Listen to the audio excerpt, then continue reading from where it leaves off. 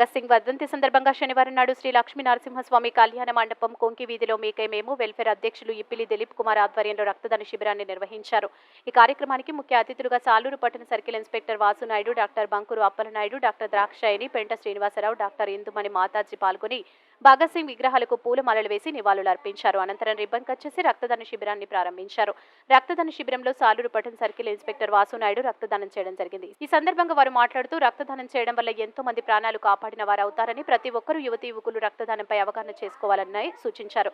అలాగే రక్తనిధి సేకరణ అనేది తలసేమియా, పిల్లలకు సికిల్సేమియా, క్యాన్సర్, గర్భిణీ స్త్రీలకు కాకుండా రోడ్డు ప్రమాదాలు జరిగినప్పుడు అత్యవసర పరిస్థితుల్లో ఉన్న వారికి ఎంతో అవసరం ఉంటుందని, అలాంటి వారి కోసం రక్తనిధి సేకరణ చేయడం జరుగుతుందని తెలియజేశారు. సుమారుగా 25 మంది రక్తదాతలు స్వచ్ఛందంగా పాల్గొని రక్తదానం చేశారు. ఈ రక్తనిధి సేకరణ స్థానిక ప్రభుత్వ ఆసుపత్రికి అందించడం జరిగిందని మీకే మేము వెల్ఫేర్ అసోసియేషన్ అధ్యక్షులు ఇప్పిలి దిలీప్ కుమార్ తెలిపారు.